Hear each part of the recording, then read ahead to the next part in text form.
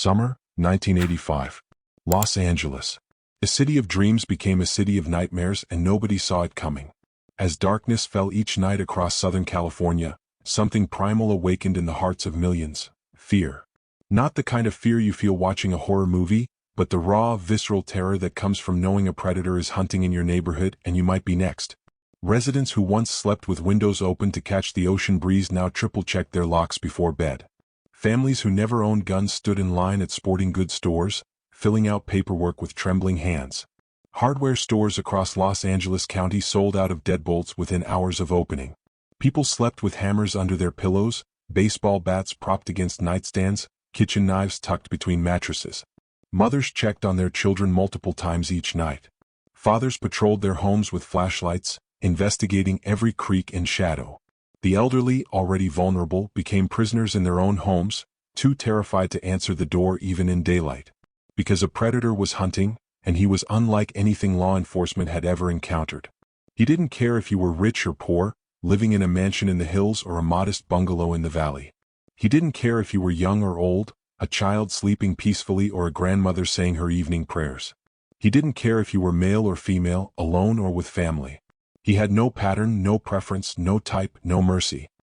He broke into homes under cover of darkness, sometimes through windows left slightly ajar, sometimes through doors people forgot to lock, sometimes by cutting screens with a knife so sharp it made no sound. He moved like a shadow through hallways and bedrooms, silent as death itself, his footsteps barely audible on carpet and tile. He was unpredictable in every way that mattered: his choice of victims, his methods, his weapons, his timing. He shot some victims in their beds as they slept, the sound of gunfire shattering the quiet of residential neighborhoods. He stabbed others with such ferocity that investigators struggled to count the wounds. He bludgeoned the rest with tire irons, hammers, whatever he found lying around the house. He sexually assaulted women and children, leaving survivors with trauma that would never fully heal. He forced people to swear on Satan before he killed them, his voice a raspy whisper in the darkness. He left pentagrams drawn in lipstick on walls and mirrors, satanic symbols that made even hardened detectives feel a chill run down their spines. The media called him the Night Stalker, and the name stuck because it captured exactly what he was: a creature of darkness who stalked his prey with inhuman patience. His name was Richard Ramirez, a 25-year-old drifter with rotting teeth, wild eyes, and a cocaine addiction that fueled his violence. But he wasn't born a monster. He was made into one, piece by piece, trauma by trauma, influence by influence, until the boy from El Paso, Texas became the most terrifying serial killer California had ever known. This is his story, from the childhood that shaped him to the killing spree that terrorized millions, to the moment an entire city rose up and said enough. To understand the monster, we must first understand the boy, and the darkness that consumed him long before he ever took his first victim. In each video we dive deep into real-life crime stories, the mysteries and investigations that have shaped history and captivated the world. We focus on the details, the evidence, the timelines, the people. From cold cases that have baffled investigators to infamous crimes that shocked nations, we examine each case with the thoroughness it deserves. Crime scenes, forensic evidence, and the detective work that either solved these cases or left them open. If you're ready to uncover chilling cases and learn about the crimes that remain unchanged, subscribe to our channel. My name is Greg, and welcome to Unchanged. Ricardo Leyva Muñoz Ramirez was born on February 29, 1960, in El Paso, Texas, a border town where the American dream felt just out of reach for families like his. He was the youngest of 5 children born to Mercedes and Julian Ramirez, Mexican immigrants who worked grueling jobs to keep their family fed and housed. Mercedes worked at a boot factory, her hands calloused and aching from long shifts.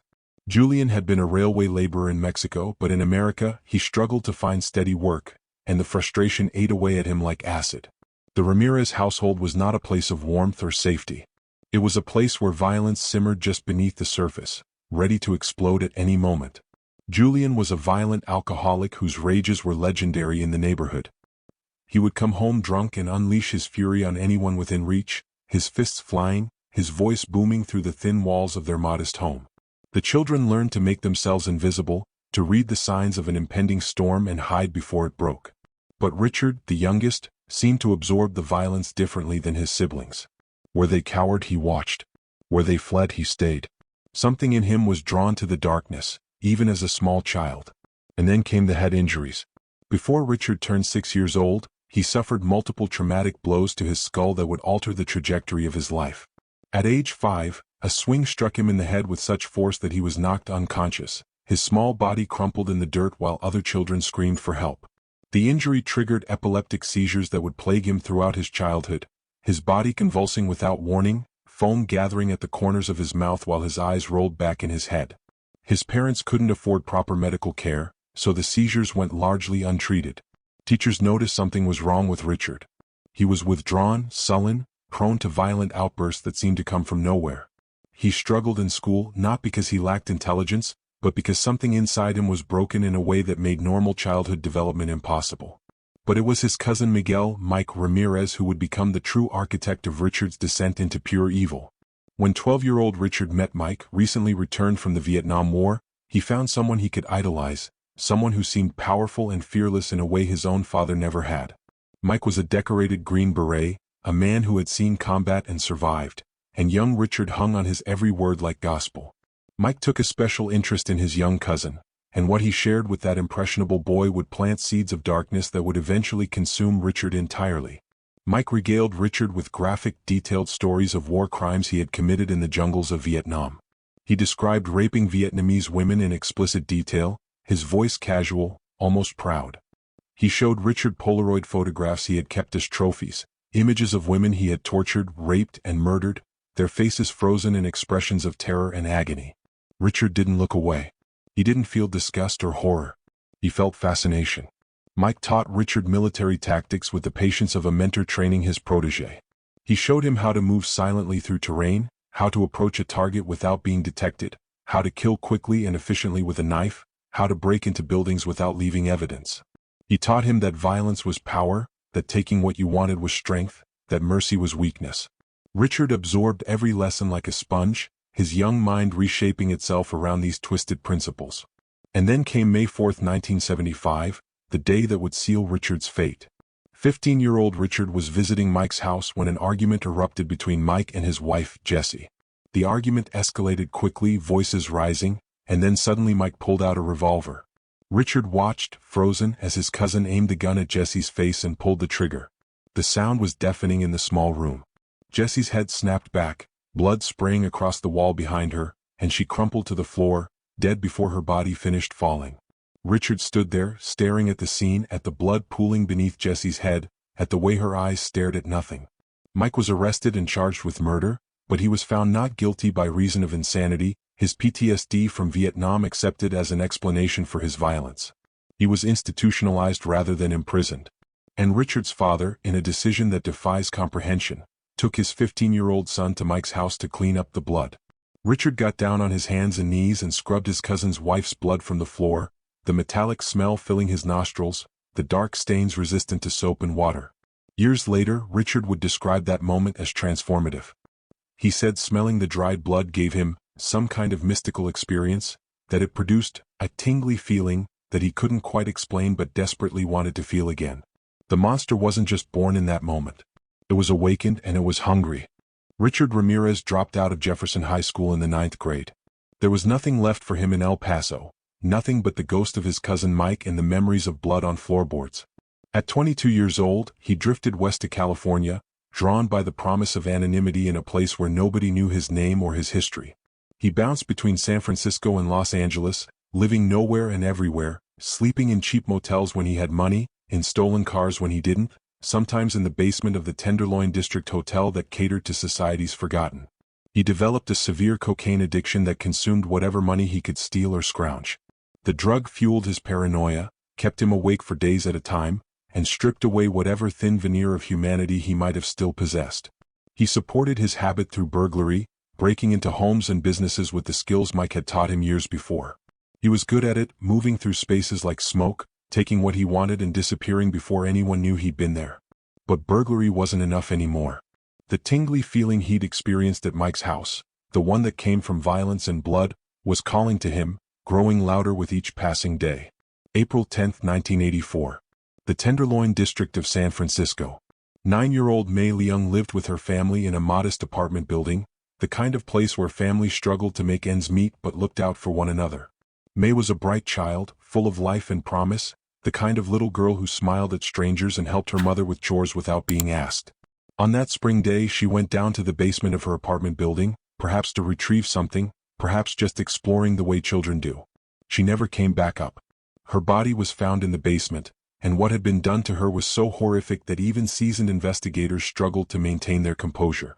She had been beaten savagely, her small face swollen and bruised beyond recognition. She had been raped with such violence that the medical examiner wept while documenting the injuries. She had been strangled, the ligature marks deep in her throat. She had been stabbed repeatedly, the wounds scattered across her tiny body. And then, in a final act of desecration, her partially nude body had been hung from a pipe, displayed like a trophy.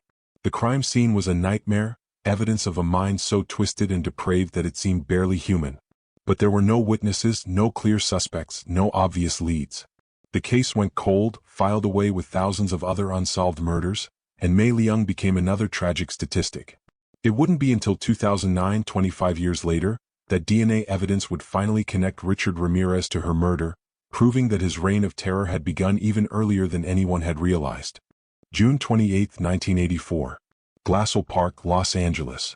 79-year-old Jenny Vinh Cao lived alone in a small apartment, a widow trying to maintain her independence in her final years.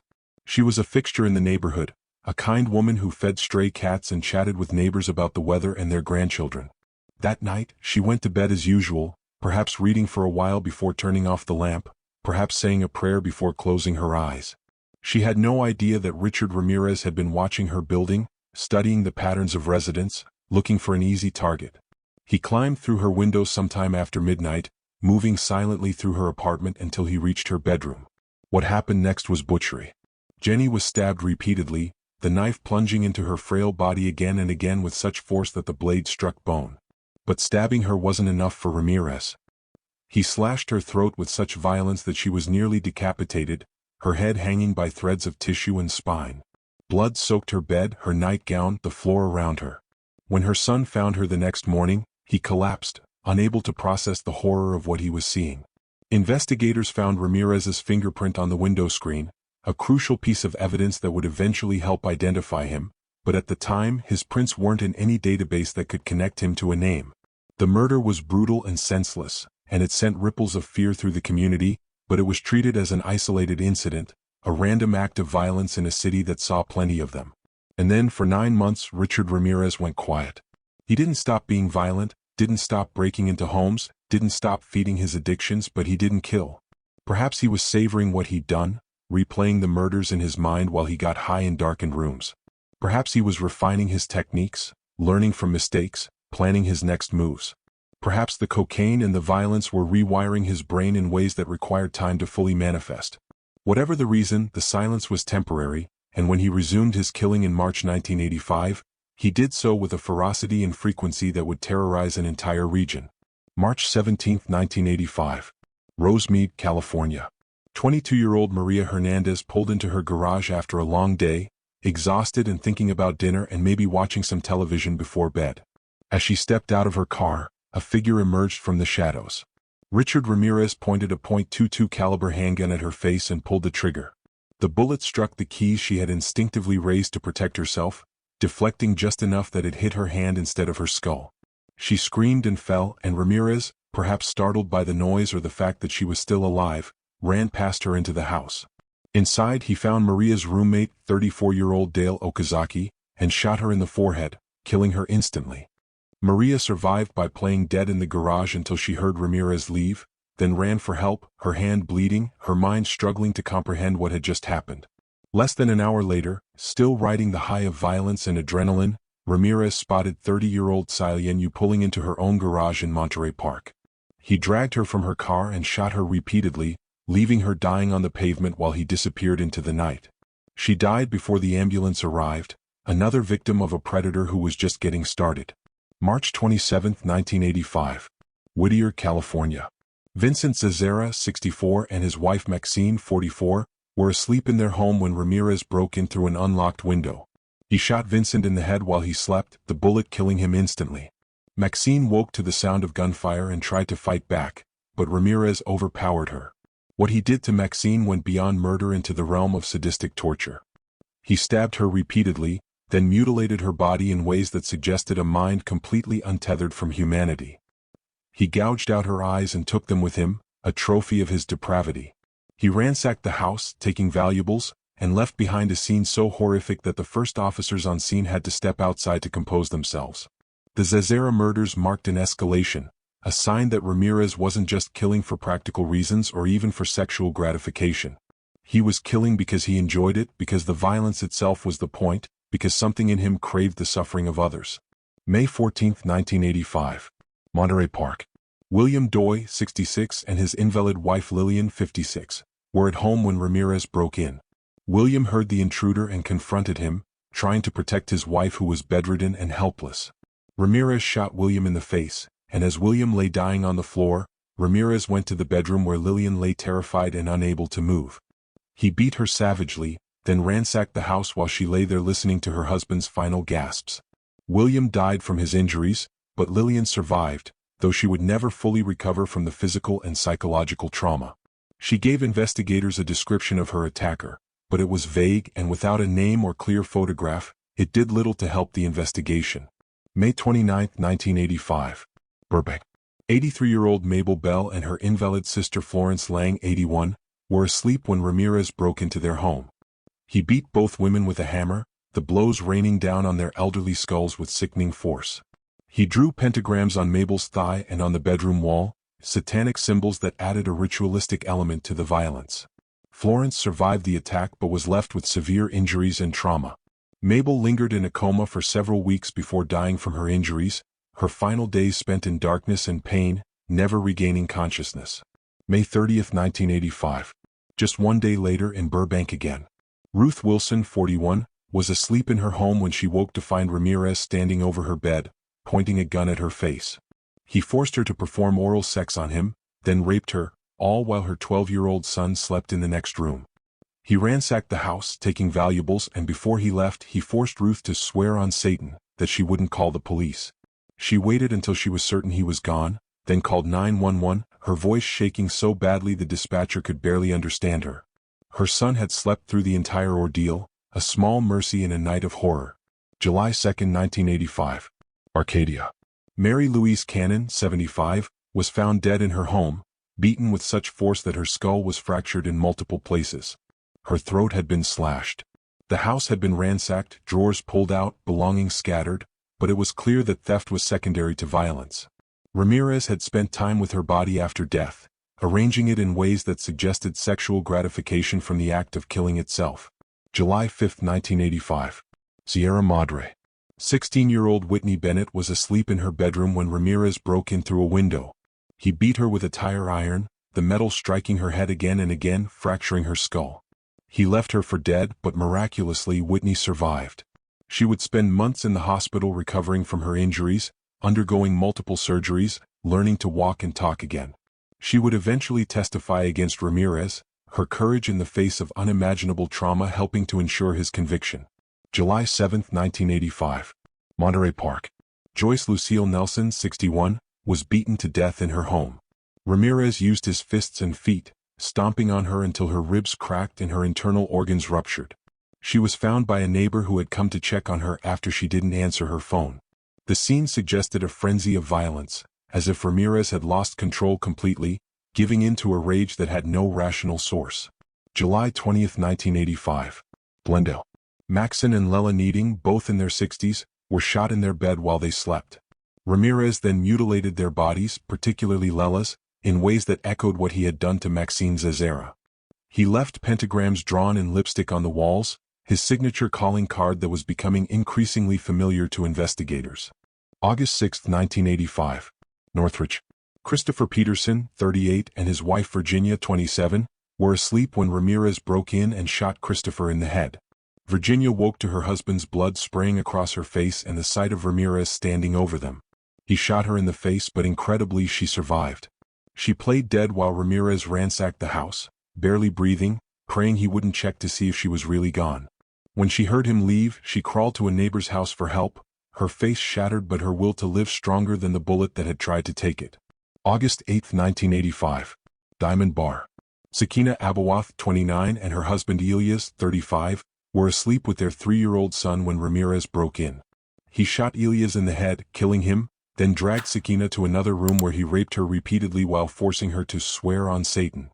He demanded to know where the valuables were, and when she told him, he took them and left.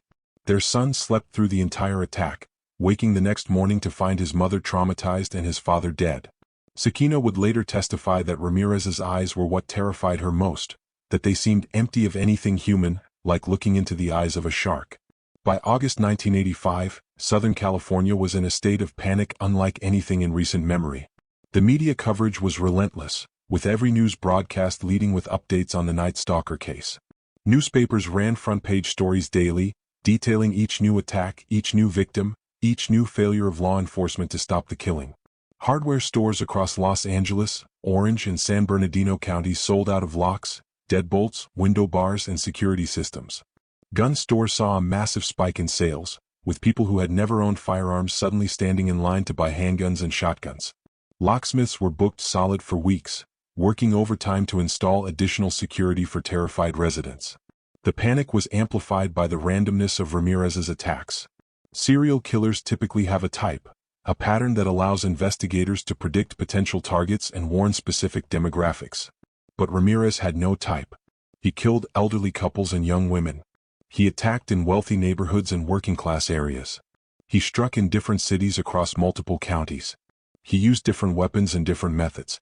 The only pattern was that he attacked at night, breaking into homes while people slept, which meant everyone was a potential target. Los Angeles County Sheriff's Department detectives Gil Carrillo and Frank Salerno were leading the investigation, coordinating with multiple police departments across Southern California. Salerno was a legendary detective who had worked the Hillside Strangler case years before, and Carrillo was a rising star known for his tenacity and attention to detail. They worked around the clock, following up on hundreds of leads, interviewing survivors, analyzing crime scenes, looking for any connection that might help them predict where the Night Stalker would strike next. But the randomness made prediction nearly impossible.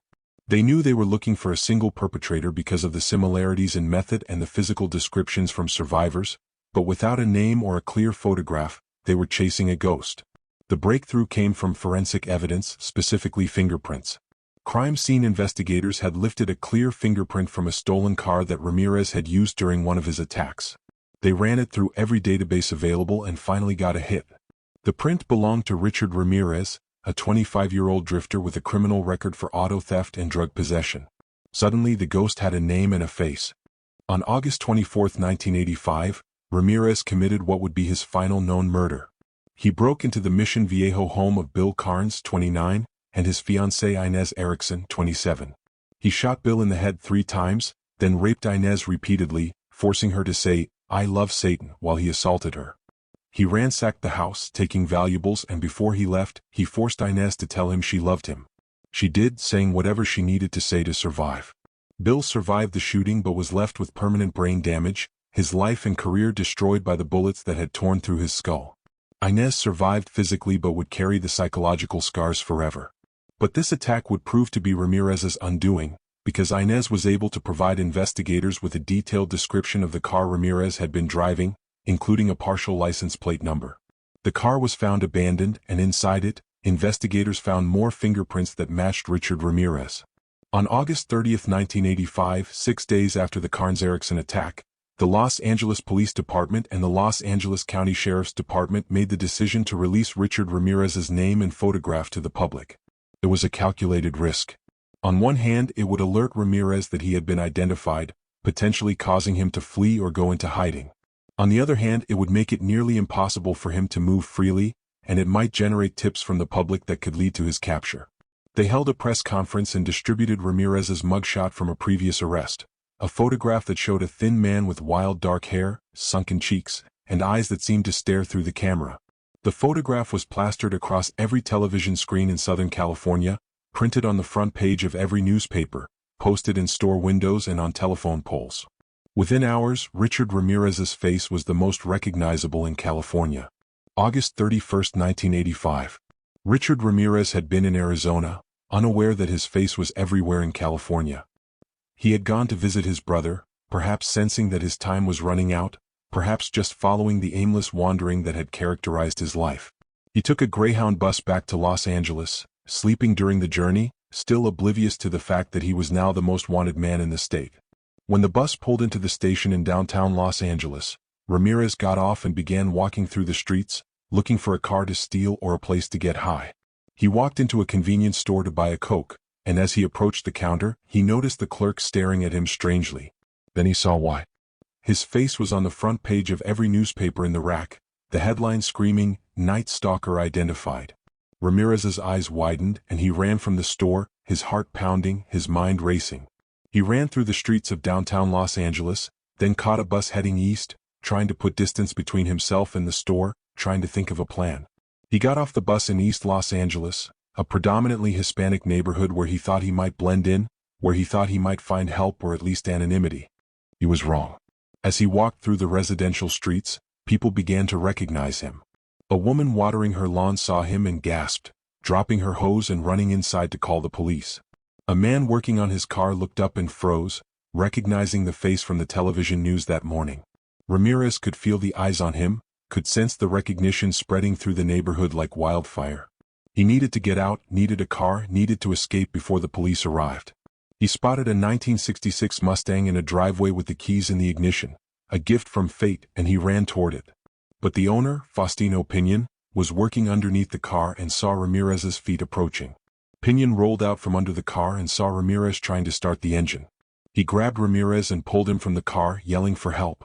Ramirez broke free and ran, but now the entire neighborhood was alerted.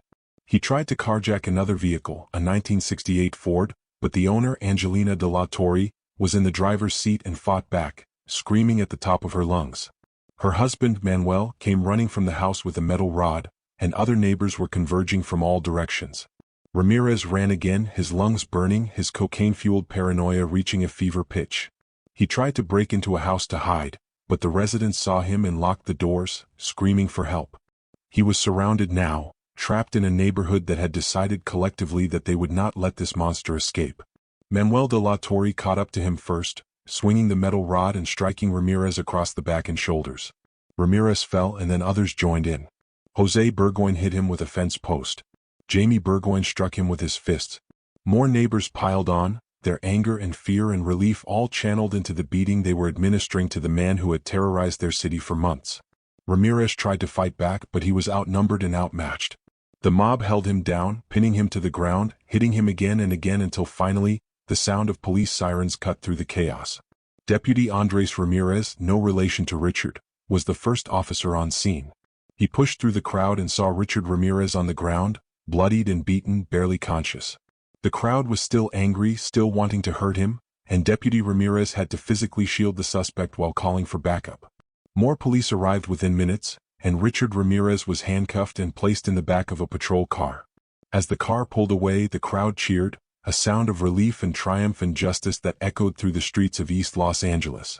The Night Stalker had been caught, not by sophisticated police work or high-tech forensics, but by ordinary people who had decided that enough was enough, that their city would not be held hostage by fear any longer. Richard Ramirez, the man who had terrorized millions, who had killed at least 13 people and attacked dozens more, who had moved through the darkness like a demon, had been brought down by the very community he had sought to terrorize. The reign of terror was over. The patrol car carrying Richard Ramirez sped through the streets of East Los Angeles, sirens wailing, while inside, the Night Stalker sat handcuffed and bleeding in the back seat. His face was swollen from the beating, blood dripping from cuts on his forehead and cheeks, his ribs aching from the blows he'd taken from the metal rod and fence posts. But even in defeat, even captured and bound, there was something unsettling about him. Deputy Andres Ramirez watched him in the rearview mirror and later told colleagues that Richard's eyes never showed fear, never showed remorse, never showed anything remotely human. They were flat, empty, like looking into a void. When they arrived at the Hollenbeck police station, a crowd had already gathered, word having spread through police scanners and news reports that the Night Stalker had been captured. Officers formed a protective corridor as Richard was led from the car into the building, not to protect him from the crowd, but to prevent the crowd from tearing him apart. People shouted obscenities, threw objects, screamed for his death. Inside the station, detectives Gil Carrillo and Frank Salerno were waiting, the two men who had spent months chasing this ghost finally face to face with the monster himself. Richard Ramirez was processed like any other suspect, photographed and fingerprinted, though there was nothing routine about the atmosphere in that police station. Every officer who walked past the holding area wanted to see him, wanted to look into the eyes of the man who had terrorized their city. The booking photograph taken that day would become iconic, showing Ramirez with his wild dark hair, his sunken cheeks, his rotting teeth visible in a defiant smirk, and his hand raised in a devil's horns gesture. Even in custody, even facing certain conviction and likely execution, he was playing the role of the satanic killer that the media had built him into. When asked for his occupation, he said, "Killer." When asked if he had any remorse, he laughed. The detectives who interviewed him found him alternately cooperative and defiant, sometimes answering questions with disturbing candor, other times refusing to speak at all, just staring at them with those empty eyes. The evidence against Richard Ramirez was overwhelming. Fingerprints from multiple crime scenes matched his prints perfectly. Ballistics tests confirmed that the same .22 caliber handgun had been used in several of the shootings, and while the gun itself was never recovered, the ballistic evidence was damning. Survivors identified him in lineups, their hands shaking as they pointed at the man who had invaded their homes and their lives. Inez Erickson, who had been raped and forced to say she loved Satan, identified him without hesitation. Maria Hernandez, who had survived being shot because the bullet hit her keys, identified him. Virginia Peterson, who had been shot in the face and survived by playing dead, identified him. The testimonies were powerful and consistent, painting a picture of a predator who had moved through Southern California like a plague. Physical evidence tied him to stolen cars used during the attacks. Stolen property from victims' homes was traced back to fences and pawn shops where Ramirez had sold them. The case that prosecutors were building was airtight, a mountain of evidence that would be nearly impossible to refute. The prosecution's case was methodical and devastating. They called survivor after survivor to the stand, each one recounting their ordeal in painful detail. Inez Erickson testified about being raped while her fiancé lay dying from gunshot wounds to the head, about being forced to say, "I love Satan," about the terror of not knowing if she would survive the night. She broke down crying on the stand, and the jury sat in stunned silence, some of them visibly shaken. Maria Hernandez testified about the moment she saw Ramirez emerge from the shadows in her garage, about the gun pointed at her face, about the bullet that struck her keys and saved her life, about finding her roommate Dale Okazaki dead inside the house. Virginia Peterson testified about waking to her husband's blood spraying across her face, about being shot in the face herself, about playing dead while Ramirez ransacked her home, about the months of surgeries required to reconstruct her shattered jaw. Sakina Abawath testified about watching her husband Elias being shot in the head, about being dragged to another room and raped repeatedly, about being forced to swear on Satan, about the guilt she felt for surviving when her husband had not. The testimony was emotionally exhausting for everyone in the courtroom. Jurors were seen wiping away tears. Spectators in the gallery sat in horrified silence. Even the judge, who had presided over countless criminal trials, seemed affected by the parade of trauma and suffering. But the prosecution wasn't finished.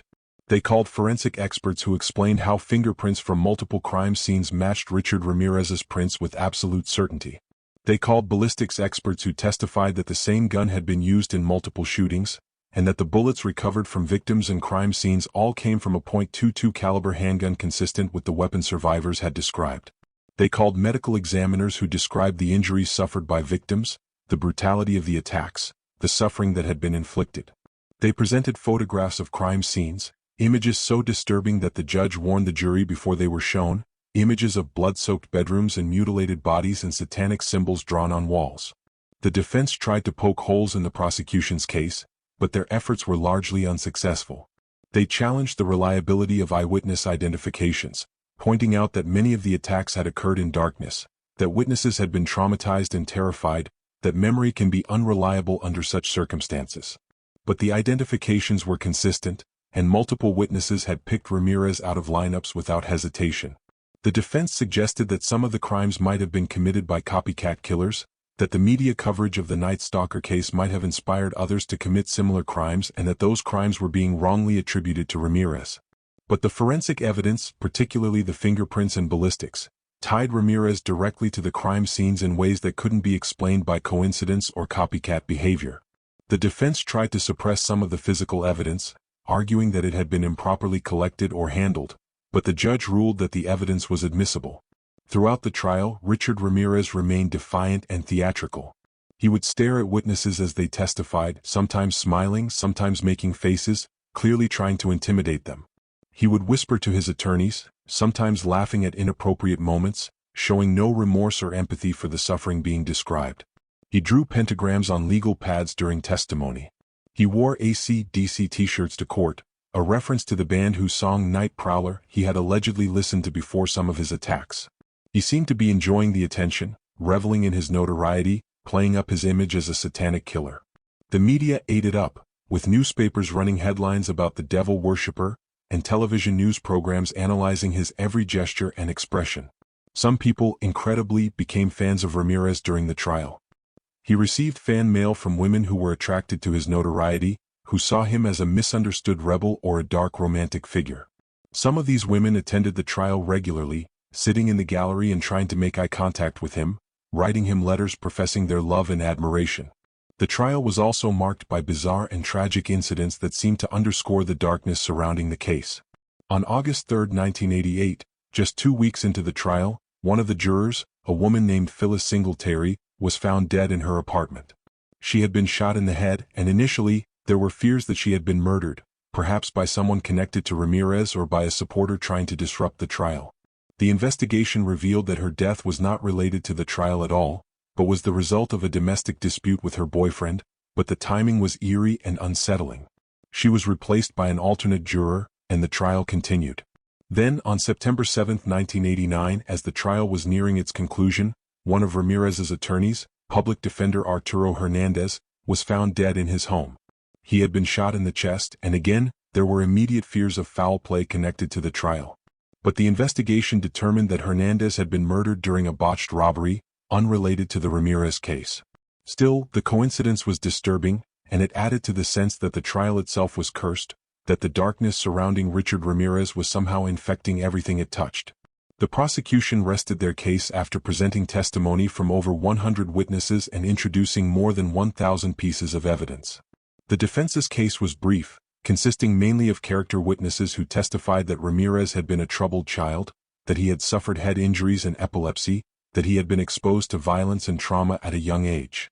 The implication was that Ramirez was not entirely responsible for his actions, that his brain had been damaged, that his upbringing had warped him. But the prosecution countered that plenty of people suffer childhood trauma and don't become serial killers, that Ramirez had made choices, that he had planned his attacks and taken steps to avoid capture, demonstrating that he knew what he was doing was wrong. The jury seemed unmoved by the defense's arguments. Closing arguments began in September 1989, more than a year after the trial had started. The prosecution's closing argument was powerful and emotional, summarizing the evidence and reminding the jury of the suffering that Richard Ramirez had inflicted on his victims and their families. They argued that Ramirez was a remorseless predator who had terrorized an entire region, who had shown no mercy to his victims, and who deserved no mercy in return. They asked the jury to find him guilty on all counts and to recommend the death penalty. The defense's closing argument was more subdued, acknowledging that Ramirez had committed terrible acts but asking the jury to consider his troubled background, to consider that he was a human being however damaged and to spare his life. They asked for a verdict of life in prison without the possibility of parole rather than death. The jury deliberated for 22 days, an unusually long deliberation that suggested they were taking their responsibility seriously, carefully reviewing the evidence and discussing each charge. On September 20, 1989, they returned with their verdict. The courtroom was packed with media, victims' families, and spectators, all waiting to hear the outcome. Richard Ramirez sat at the defense table, his expression unreadable, his hands folded in front of him. The jury foreman stood and began reading the verdicts. Guilty of murder in the first degree in the death of Dale Okazaki. Guilty of murder in the first degree in the death of Tsai. Guilty of murder in the first degree in the death of Vincent Zezera. Guilty of murder in the first degree in the death of Maxine Zezera. The verdicts continued, guilty after guilty after guilty, 13 counts of murder in total. Guilty of 5 counts of attempted murder. Guilty of 11 counts of sexual assault. Guilty of 14 counts of burglary. In total, Richard Ramirez was convicted of 43 felony counts, making him one of the most prolific serial killers in California history. The penalty phase of the trial began immediately after the guilty verdicts were read. This phase would determine whether Ramirez would receive the death penalty or life in prison without the possibility of parole. The prosecution presented aggravating factors, arguing that the murders were especially heinous, atrocious, and cruel, that they involved torture and mutilation, that Ramirez had shown no remorse, that he posed a continuing threat to society. They called family members of victims to testify about the impact of the murders, about the holes left in their lives, about the nightmares and the grief that would never fully heal. The defense presented mitigating factors, again focusing on Ramirez's troubled childhood, his head injuries, his exposure to violence, his drug addiction. They called mental health experts who testified that Ramirez suffered from various psychological disorders, though they stopped short of claiming he was legally insane. They argued that executing him would not bring back the victims, that life in prison would be sufficient punishment. The jury deliberated on the penalty for several days before returning with their recommendation. On November 7, 1989, they recommended the death penalty for each of the 13 murder convictions, a total of 19 death sentences when accounting for the special circumstances attached to some of the murders. It was one of the most severe sentences ever handed down in California.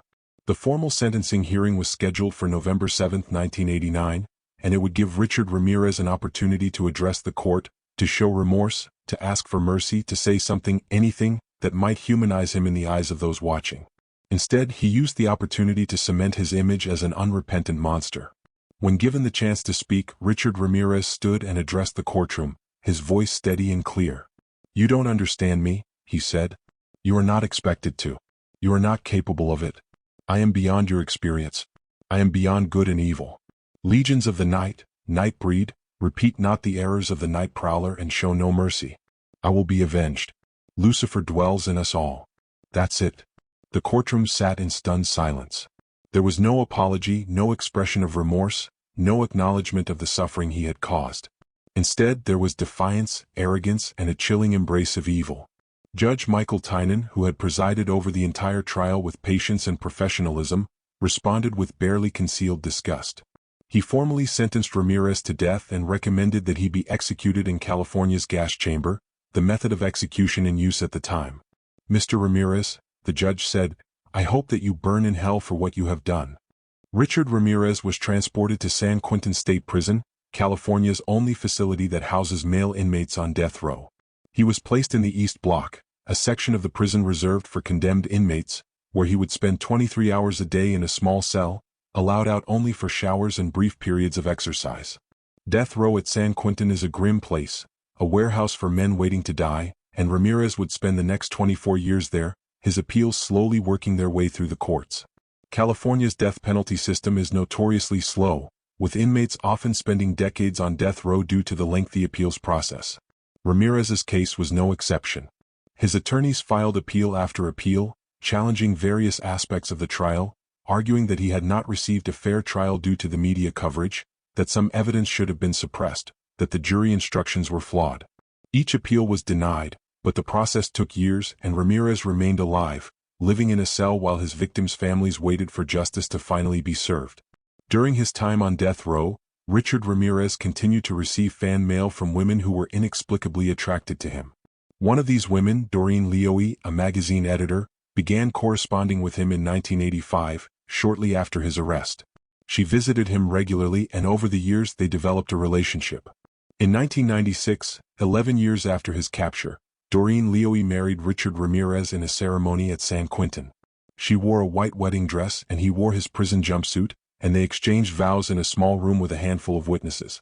Leoie claimed that Ramirez was innocent, that he had been wrongly convicted, that the evidence against him had been fabricated. She said she loved him and believed in him, and she remained loyal to him for years, visiting him regularly and advocating for his innocence. But in 2009, when DNA evidence definitively linked Ramirez to the 1984 murder of 9-year-old Mei Leung, even Doreen Leoie could no longer maintain her denial. The evidence was irrefutable, and the crime was so heinous that she could not reconcile it with the man she claimed to love. She stopped visiting him and eventually filed for divorce, though it's unclear if the divorce was ever finalized before his death. Richard Ramirez's health deteriorated significantly during his years on death row. His teeth, which had been rotting and decayed during his trial, eventually fell out or were removed. He developed chronic health problems related to his years of drug abuse and poor self-care. In 2013 he was diagnosed with B-cell lymphoma, a form of cancer that affects the immune system. The cancer was aggressive and despite treatment, it spread rapidly. On June 7, 2013, at the age of 53, Richard Ramirez died at Marin General Hospital, where he had been transported from San Quentin for treatment. He died in a hospital bed, surrounded by guards, never having faced execution, never having experienced the punishment that the jury had recommended 24 years earlier.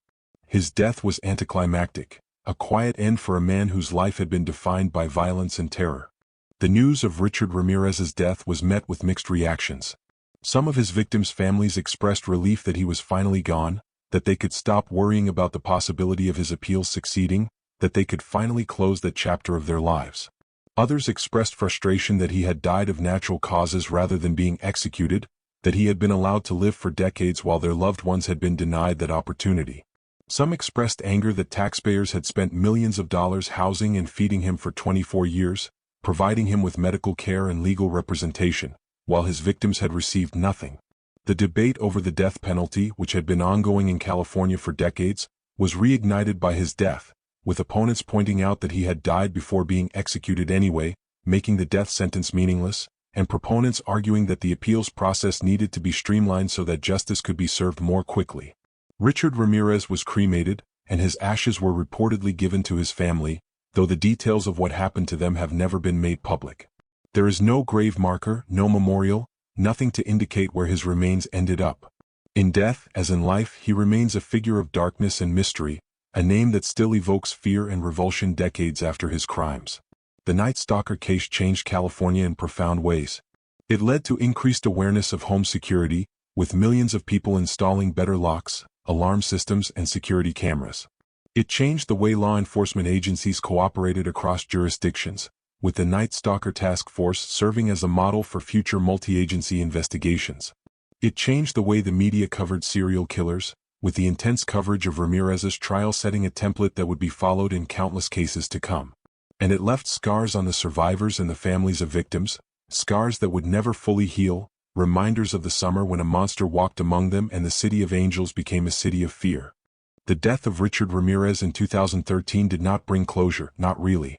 Closure is a word people use when they want to believe that trauma has an expiration date, that suffering can be neatly packaged and filed away once the perpetrator is gone. But the survivors of the Night Stalker's reign of terror knew better. They knew that the scars he left, both physical and psychological, would remain long after his body had been reduced to ash. The legacy of Richard Ramirez extends far beyond the 13 people he murdered and the dozens more he attacked. It reaches into the fabric of Southern California itself, into the collective memory of a region that learned what it meant to be truly afraid, and into the ongoing debates about violence, mental illness, childhood trauma, and the nature of evil itself. For the survivors, life after Ramirez was a daily struggle to reclaim what he had stolen from them. Inez Erickson, who had been raped while her fiancé Bill Carnes lay dying from gunshot wounds to the head, spent years in therapy trying to process the trauma. Bill survived the shooting but was left with permanent brain damage that ended his career as an engineer and changed his personality in fundamental ways. The man Inez had planned to marry was gone, replaced by someone who struggled with memory, impulse control, and emotional regulation. Their relationship eventually ended, another casualty of Ramirez's violence. Inez spoke publicly about her ordeal in the years following the trial, hoping that sharing her story might help other survivors of sexual assault, but the attention was difficult, forcing her to relive the worst night of her life over and over again. She eventually retreated from public view, seeking privacy and peace in a life that had been irrevocably altered by a stranger who broke into her home on an August night in 1985. Sakina Abawath, who watched her husband Elias being shot in the head and was then raped repeatedly while being forced to swear on Satan, struggled with survivor's guilt that consumed her for years. She questioned why she had lived when her husband had died, wondered if there was something she could have done differently, replayed the events of that night in her mind until the memories became a form of torture. She raised her son alone, trying to shield him from the trauma while dealing with her own, trying to be strong when she felt broken. She testified at Ramirez's trial, facing him in court and recounting the details of her assault, an act of courage that cost her dearly in terms of her mental health.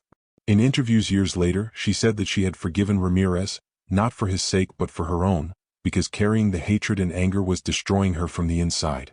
But forgiveness did not mean forgetting, and the nightmares never fully stopped. Whitney Bennett, who was 16 years old when Ramirez beat her with a tire iron and left her for dead, spent months in the hospital recovering from her injuries. She underwent multiple surgeries to repair her fractured skull and damaged brain tissue. She had to relearn basic functions, how to walk without losing her balance, how to speak without slurring her words, how to remember things that her damaged brain wanted to forget. She missed her senior year of high school, missed prom and graduation and all the milestones that should have defined that period of her life. But Whitney was a fighter, and she refused to let Ramirez define her. She completed her education, went to college, built a career, and became an advocate for victims' rights. She spoke at conferences and schools, sharing her story and encouraging other survivors to find their strength. In 2013, when she learned that Ramirez had died, she said she felt nothing, no relief, no satisfaction, just a kind of emptiness. He had taken so much from her, and his death gave nothing back.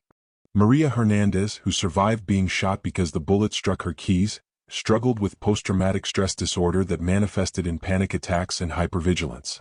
She couldn't walk into a garage without her heart racing, couldn't hear a loud noise without flinching, couldn't see a stranger approaching without feeling terror. She moved away from California, trying to escape the memories, but the trauma followed her. She changed her name, trying to create distance between herself and the woman who had been victimized by the Night Stalker, but the past was not so easily erased. Her roommate, Dale Okazaki, had died that night, and Maria carried the guilt of survival, the irrational but persistent feeling that she should have been able to save Dale, that she should have done something different. Therapy helped, but the wounds never fully healed. The families of those who were murdered faced a different kind of suffering, the permanent absence of someone they loved, the knowledge that their final moments had been filled with terror and pain. The Zazera family lost both Vincent and Maxine in a single night of unspeakable brutality. Their children had to identify their parents' mutilated bodies, had to live with the knowledge of what had been done to them, had to somehow continue living in a world that felt fundamentally unsafe. They attended every day of Ramirez's trial, sitting in the courtroom and staring at the man who had destroyed their family, hoping that seeing him convicted and sentenced to death would provide some measure of justice. But when the verdicts came, when the death sentences were handed down, the satisfaction was hollow. Their parents were still gone, and no punishment could bring them back. The Doy family experienced a similar loss. William Doy had tried to protect his invalid wife Lillian when Ramirez broke into their home, and he had been shot in the face for his courage. Lillian survived but was left with severe physical and psychological trauma, and she died a few years later, her health never recovering from the attack. Their children lost both parents to the Night Stalker, one immediately and one slowly, and they struggled with anger and grief that had no outlet. They wanted Ramirez to suffer, wanted him to experience even a fraction of the pain he had inflicted, but the slow grinding of the appeals process meant that justice was delayed year after year, and when he finally died of cancer in 2013, it felt like he had escaped punishment entirely. The impact of the Night Stalker case extended beyond the direct victims to the broader community of Southern California. The summer of 1985 was a turning point, a moment when the illusion of safety was shattered for millions of people. Before Ramirez, most people in Los Angeles felt relatively secure in their homes, believing that if they locked their doors and lived in decent neighborhoods, they would be safe from random violence. Ramirez proved that belief to be false. He attacked in wealthy neighborhoods and poor neighborhoods, in cities and suburbs, in apartments and houses. He didn't discriminate, and that randomness was what made him so terrifying. After his capture, the fear didn't immediately dissipate. People had learned that monsters were real, that they could be living among us, that the person you passed on the street might be planning to break into your home that night. The psychological impact of that realization was profound and lasting. The Night Stalker case also had a significant impact on law enforcement practices in California and beyond. The investigation had required unprecedented cooperation between multiple police departments across several counties, and the success of that cooperation led to the creation of more formalized systems for sharing information and coordinating investigations. The Night Stalker Task Force, led by detectives Gil Carrillo and Frank Salerno, became a model for how to handle serial killer investigations, with regular meetings, shared databases, and coordinated media strategies.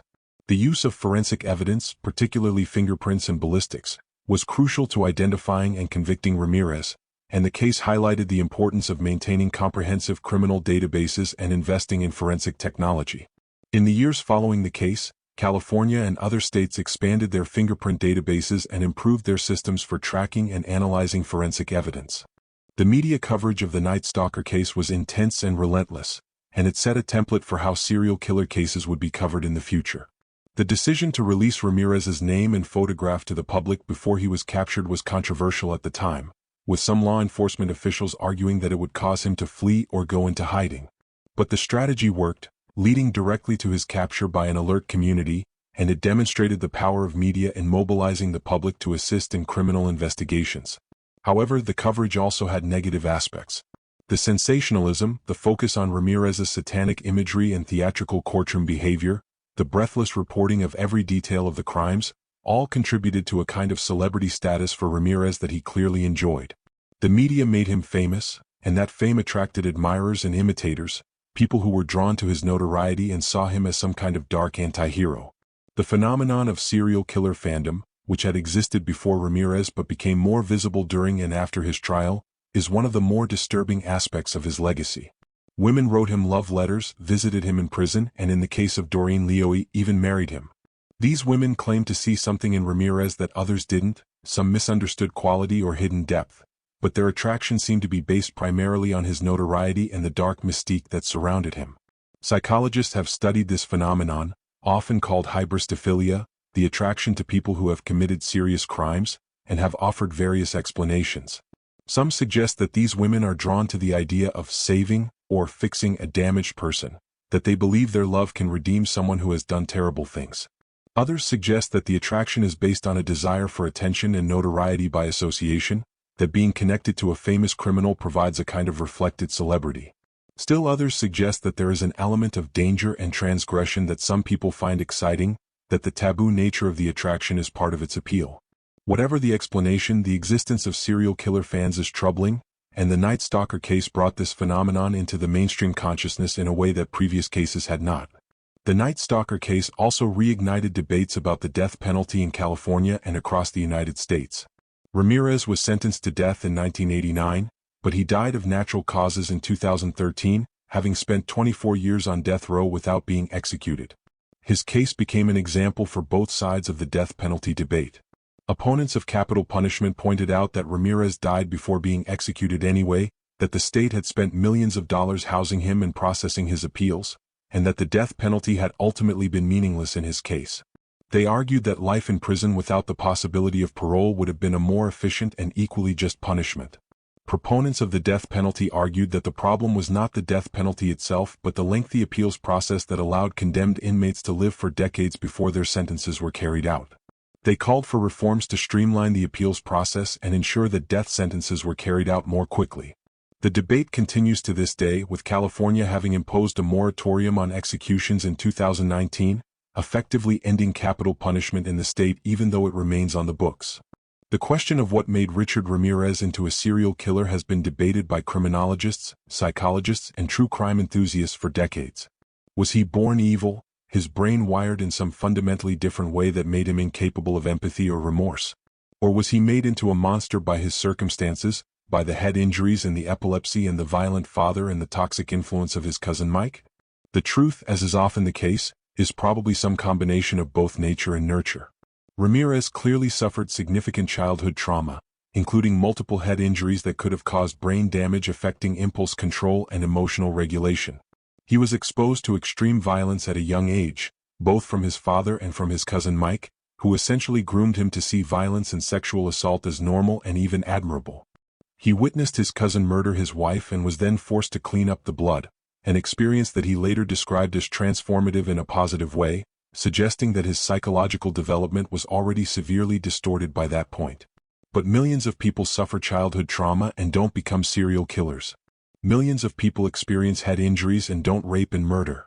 There had to be something else, some additional factor or combination of factors that pushed Ramirez over the edge from troubled individual to remorseless predator.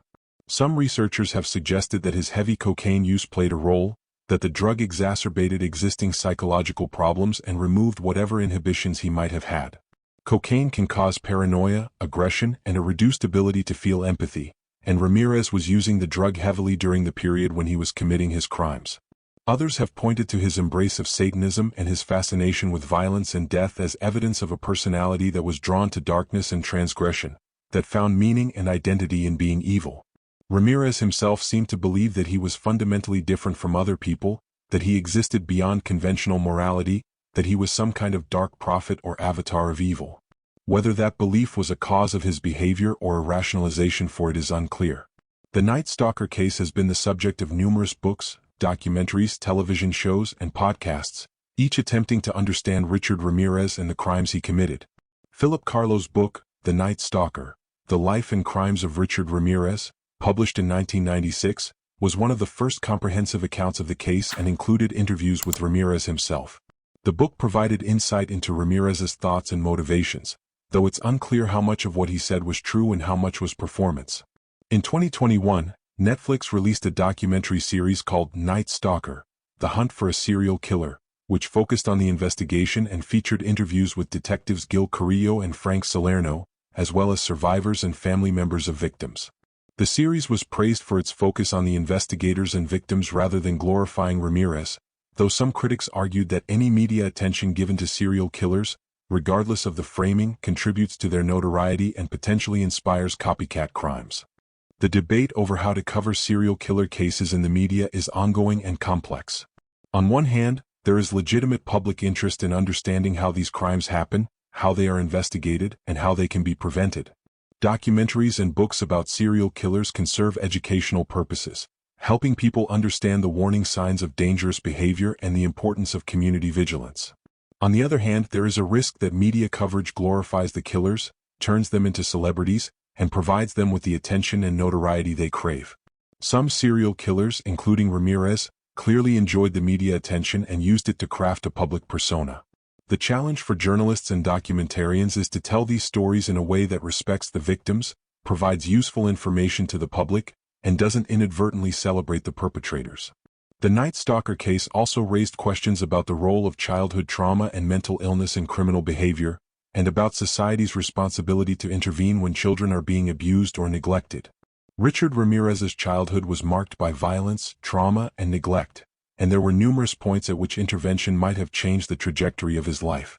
Teachers noticed that something was wrong with him, that he was withdrawn and prone to violent outbursts, but no effective intervention occurred.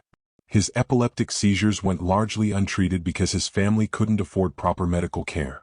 His exposure to his cousin Mike's violence and war crimes went unreported and unaddressed. His father's alcoholism and domestic violence were known to neighbors but not reported to authorities. Each of these failures represents a missed opportunity to help a troubled child before he became a dangerous adult. The question of whether Richard Ramirez could have been saved, whether early intervention could have prevented the Night Stalker from ever existing, is unanswerable but important. It highlights the need for better systems to identify and help at-risk children, to provide mental health services and support to families in crisis, and to take seriously the warning signs of developing antisocial behavior. In the decades since the Night Stalker case, our understanding of serial killers has evolved significantly. The stereotype of the serial killer as a brilliant, sophisticated predator like Hannibal Lecter has been largely debunked by research showing that most serial killers are of average or below average intelligence and are caught because they make mistakes or because forensic evidence links them to their crimes. Richard Ramirez was not a criminal mastermind. He was a drug-addicted drifter who left fingerprints at crime scenes and was eventually caught because he was recognized by ordinary citizens who had seen his photograph in the newspaper. The myth of the serial killer as an almost supernatural figure of evil has been replaced by a more nuanced understanding of these criminals as deeply damaged individuals whose behavior results from a complex interaction of biological, psychological, and social factors. This understanding doesn't excuse their crimes or diminish their responsibility, but it does provide a framework for prevention and intervention. The victims of the Night Stalker, both those who died and those who survived, deserve to be remembered not as statistics or case files but as individuals with lives and dreams and families who loved them. Dale Okazaki was a 34-year-old traffic supervisor who was planning to visit her family the day after she was murdered. Celine Yu was a 30-year-old law student with a bright future ahead of her. Vincent and Maxine Zazera were a couple who had been married for decades and were looking forward to retirement. William Doy was a 66-year-old man who died trying to protect his wife. Mabel Bell was an 83-year-old woman who had lived through the Great Depression and World War II only to be murdered in her own home. Joyce Lucille Nelson was a 61-year-old woman who was beaten to death for no reason other than that Richard Ramirez chose her. Each of these people had value, had meaning, had a place in the world, and that place was stolen from them by a man who saw them only as objects to be used and discarded. The survivors, too, deserve recognition for their courage and resilience. They testified at trial, facing their attacker and recounting the worst moments of their lives in order to ensure that justice was served. They rebuilt their lives as best they could, carrying scars that would never fully heal but refusing to be defined solely by their victimization. They are heroes in the truest sense, ordinary people who faced extraordinary evil and survived, who found the strength to continue living even when living was painful, who chose hope over despair and resilience over surrender. The Night Stalker case remains one of the most terrifying chapters in American criminal history, a reminder that evil is real and that it can emerge from the most unexpected places. Richard Ramirez was not a monster from a horror movie or a supernatural entity. He was a human being, damaged and twisted and ultimately responsible for his choices, who decided to inflict suffering on others because it gave him pleasure. He held an entire city hostage to fear for months, and even after his capture and conviction, his legacy continued to cast a shadow over the lives of those he touched. His death in 2013 closed a chapter but did not end the story. The survivors still carry their scars. The families of victims still mourn their losses. The city of Los Angeles still remembers the summer when darkness walked its streets.